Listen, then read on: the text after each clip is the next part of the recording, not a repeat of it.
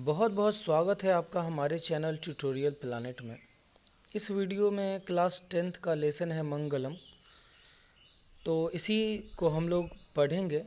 तो बता दें कि ये जो मंगलम पाठ है इसमें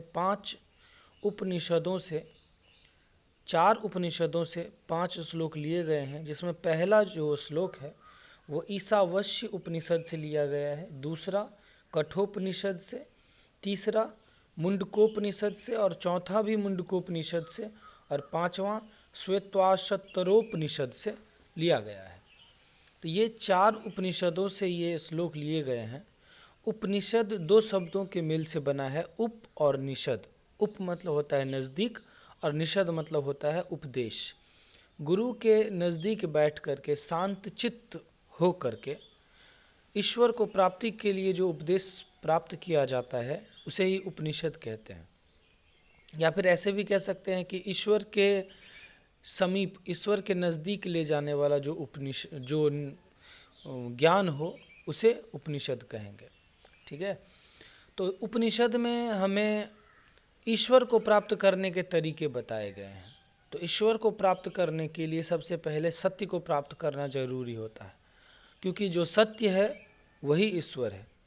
और सत्य को प्राप्त करने के लिए आपको अपने आत्मा को जानना जरूरी होता है, क्योंकि जब तक आप अपने आत्मा से परिचित नहीं होंगे, आप अपने आत्मा को नहीं जान सकते, तब तक आप सत्य को नहीं जान सकते। और जब तक सत्य को नहीं जान सकते तब तक आप ईश्वर तक नहीं पहुंच सकते। तो इस लेसन में यही बताया गया है। तो ये 5 श्लोक हैं। आपको तो सबसे पहले इस श्लोक को पढ़ना है कि आप कैसे पढ़ते हैं। ठीक है। तो जल्दी जल्दी इसको पढ़ना है, घर पे ज़ोर ज़ोर से पढ़ना है। एक बार मैं पढ़ के बता देता हूँ, 5 श्लोक मैं जल्दी से पढ़ के बता देता हूँ, ऐसे ही आपको ज़ोर ज़ोर से घर पे पढ़ना है। ठीक है।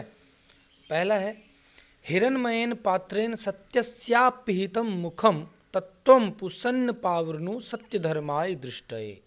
दूसरा है, अनोर्नियान महतो महीयान आत्मास्य जंतोर्निहितो गुहायां तमक्रतुः पश्यति वीत शोको धातु प्रसादान महिमान मात्मनः। तीसरा है, सत्यमेव जयते नानृतं सत्येन पंथा विततो देवयानः येनाक्रमंतृषयो ह्याप्त कामा यत्र तत् सत्यस्य परं निधानम्। चौथा है, यथा नद्यः स्यन्दमानाः समुद्रे अस्तं गच्छन्ति नाम रूपे विहाय तथा विद्वान नाम रूपाद विमुक्तः परात् परम पुरुषमुपैति दिव्यम। पांचवा है, वेदाहमेतं पुरुषं महांतम आदित्यवर्णः तमसः परस्तात् तमेव विदित्वाति मृत्युमेति नान्यः पंथा विद्यते अन्याय। तो इस तरह से आपको जोर जोर से जल्दी जल्दी पढ़ना है, और इस इतने दूर को आप रिपीट करके 2-3 बार सुनेंगे तो आपको हो सकता है पढ़ा हुआ आ जाए। उसके बाद हम लोग अर्थ समझेंगे। ठीक है। एग्ज़ाम में आपको 1 श्लोक 2 श्लोक दे देता है और उसका अर्थ लिखना होता है। तो चलिए इसका अर्थ पढ़ते हैं। पहला है, हिरण्मयेन पात्रेण सत्यस्यापिहितं मुखम तत्त्वं पूषन्न पावृणु सत्यधर्माय दृष्टये। सत्य का मुख सोने जैसे बर्तन से ढका हुआ है। सोने जैसे बर्तन से ढका हुआ है। यहाँ पर सोने का मतलब होता है सोना। यहाँ पर सोना लोभ मोह का उदाहरण लेकर के यहाँ पर दिया गया है। सोने का मतलब लोभ मोह। ठीक है।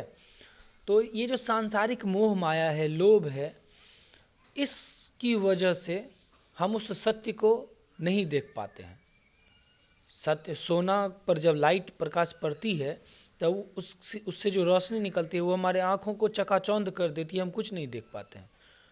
उसी तरह ये जो लोभ मोह और सांसारिक जो मोह माया है, इसकी वजह से हमारे आँखों पर जो पट्टी पड़ी हुई है उसकी वजह से हम सत्य का दर्शन नहीं कर पाते हैं। लेकिन तत्त्वं पूषन्न पावृणु सत्य धर्माय दृष्टये। पूषण मतलब होता है विद्वान। लेकिन जो विद्वान लोग हैं, जो जानते हैं, वो इस सांसारिक मोह माया से दूर हो जाते हैं और उसके बाद ही वो उस सत्य धर्म की प्राप्ति कर पाते हैं। तो सत्य धर्म की दृष्टि के लिए, सत्य धर्म को जानने के लिए, प्राप्त करने के लिए हमें इस सांसारिक मोह माया से दूर होना पड़ेगा। दूसरा है अनोर्नियान महतो मह्यान आत्मास्य जंतुर्निहितो गुहायाम तमक्रतुः पश्यति वीत शोको धातु प्रसादान हिमान मात्मनः। मतलब जंतुओं के आत्मा में, जंतुओं का जो ये हृदय है, दिल जो है, जंतुओं के हृदय में आत्मा होती है। हम सबको पता है बिना आत्मा के कोई जीवित नहीं रह सकता। तो जंतुओं के शरीर में जो आत्मा होती है वो अगर हम उसे छोटा करके देखें तो वो इतना छोटा है, दुनिया के सबसे सूक्ष्म कणों में से है वो, ठीक है, अणु से भी छोटा है, परमाणुओं से भी छोटा है। और अगर उसे हम बड़े के रूप में देखें तो वो बड़े से बड़े पर्वतों से भी बड़ा है, इतना विशाल है। तो आत्मा का परिकल्पना हम नहीं कर सकते कि आत्मा कितना सूक्ष्म है, कितना बड़ा है। वो आत्मा हमारे हृदय रूपी गुफा में विराजमान होती है, ठीक है। और उस आत्मा को जो जान लेता है, जो विद्वान पुरुष, जो पंडित उस आत्मा को जान लेता है, पहचान लेता है, उससे सत्य रूपी आत्मा को, वही व्यक्ति सभी दुख, सभी शोक से दूर होकर के उस ईश्वर में विलीन हो जाता है, वही उस ईश्वर को प्राप्त कर सकता है। तो आत्मा को पहचानना बहुत ही ज़्यादा जरूरी है। इसके लिए आपको मेडिटेशन करने की आवश्यकता है। उसके बाद है तीसरा, सत्यमेव जयते नान्यतम सत्येन पंथा विततो देवयानः। सत्य की जीत होती है, झूठ की नहीं। सत्य के मार्ग पर चलकर ही हम देवलोक तक पहुंच सकते हैं, ईश्वर तक पहुंच सकते हैं। ये नाक्रमण तृष्यो ह्याप्त कामा यत्र तत् सत्यस्य परं निधानम। जो विद्वान पुरुष हैं, जो पंडित हैं, वो उसी सत्य मार्ग पर चलकर, उसी सत्य मार्ग का सहारा लेकर के, सत्य के रास्ते का सहारा लेकर के आत्मा के कल्याण के लिए ईश्वर तक पहुँचते हैं। ईश्वर तक पहुँचने का वही एक रास्ता है। चौथा है, यथा नद्यः स्यन्दमाना समुद्रेस्तम गच्छन्ति नाम रूपे विहाय। जिस प्रकार नदियाँ बहती हुई समुद्र में जाकर के अस्त हो जाती है, समुद्रे अस्तम गच्छन्ति, समुद्र में जाकर के अस्त हो जाती है, विलीन हो जाती है, और वो भी समुद्र बन जाती है। जो छोटी नदी होती है, छोटी छोटी नदियाँ, वो जो बहने वाली नदी होती है, छोटी नदियाँ, वो अंत में जाकर के किसी न किसी समुद्र में अवश्य मिलती है। तो वो छोटी नदियाँ पहले छोटी नदियाँ थी, वो उसका कोई अस्तित्व नहीं था, बस वो एक छोटी सी नदी थी। लेकिन जब वो बह कर के समुद्र में जाकर के मिली तो वो भी समुद्र हो गई। उसका नाम, उसका रूप, वो सब खो गया। जैसे गंगा नदी है, तो अभी तो गंगा नदी है बस, लेकिन जब वो समुद्र में जाकर के मिलेगी तो इसका जो नाम है गंगा नदी, वो इसका विलीन हो जाएगा, तब वो समुद्र कहलाएगी। उसी प्रकार तथा विद्वान, उसी प्रकार जो विद्वान लोग हैं, नाम रूपाद विमुक्त, अपने नाम और रूप से विमुक्त होकर के, इससे छुटकारा पाकर परात् परम पुरुष मुपैति दिव्यम, उस परात्पर पुरुष जो ईश्वर हैं उसमें विलीन हो जाते हैं, उसको प्राप्त कर लेते हैं। तो जब तक आप अपने नाम और रूप से विमुक्त नहीं होंगे, यहाँ पर तो लोग होना भी नहीं चाहते, उन्हें अपने शरीर से, उन्हें अपने नाम से, उन्हें अपने स्वरूप से इतना प्रेम होता है, इतना लगाव होता है कि वो उससे मुक्त ही नहीं होना चाहते। जब तक आप अपने नाम, आप अपने शान व शौकत, आप अपने धन दौलत, आप अपने घर परिवार, आप अपने सुख दुख, आप अपने मोह माया, आप अपने क्रोध, आप अपने स्वरूप, आप अपनी सुंदरता से मुक्त नहीं होंगे, इन सब से जब तक आपका मोह नहीं टूटेगा, तब तक आपको ईश्वर की प्राप्ति नहीं हो सकती। आप उस सत्य को नहीं जान पाएंगे, आप इस सांसारिक मोह माया में उलझ कर रह जाएंगे। 5वां श्लोक है, विदाहम मेतम पुरुषं महांतम आदित्य वर्ण तमसः परस्तात।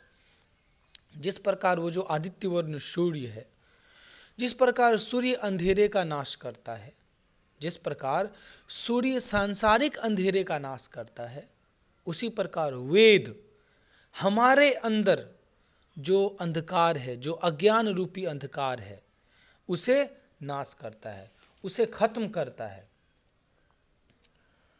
तो ऋषियों का मानना है कि ईश्वर जो ईश्वर है वही प्रकाश रूपी वो सूर्य है, वो हमारे दिल के अंधेरों को मिटाने वाला सूर्य, हमारे सत्य को दिखाने वाले सूर्य हैं ईश्वर। तो उस ईश्वर की प्राप्ति के लिए हमारे दिल के अंधेरे को मिटाना होगा, और दिल के अंधेरे को हम वेदों को पढ़ करके मिटा पाएंगे। वेदों के ज्ञान को हासिल करके अपने हृदय रूपी अंधेरे को, हृदय के अंदर जो अंधेरा है उसे मिटा पाएंगे। तो उस वेद का ज्ञान प्राप्त करके, उस ब्रह्म का ध्यान करके मृत्यु पर विजय प्राप्त कर सकते हैं, और इसके अलावा कोई अन्य रास्ता नहीं है। अगर हमें उस ईश्वर को प्राप्त करना है तो वेद का ज्ञान लेना आवश्यक है, ताकि हम सत्य को जान पाएं, तभी हम ब्रह्म को प्राप्त कर सकते हैं।